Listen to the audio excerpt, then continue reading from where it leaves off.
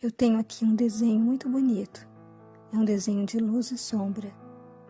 Está na parede da sala. Acabou de entrar na minha casa. É um desenho que vai sumir. Não vai ficar aqui para sempre. Mas enquanto ele estiver aqui, eu vou admirar essa paisagem efêmera. Tenha o olhar e a sensibilidade para a arte.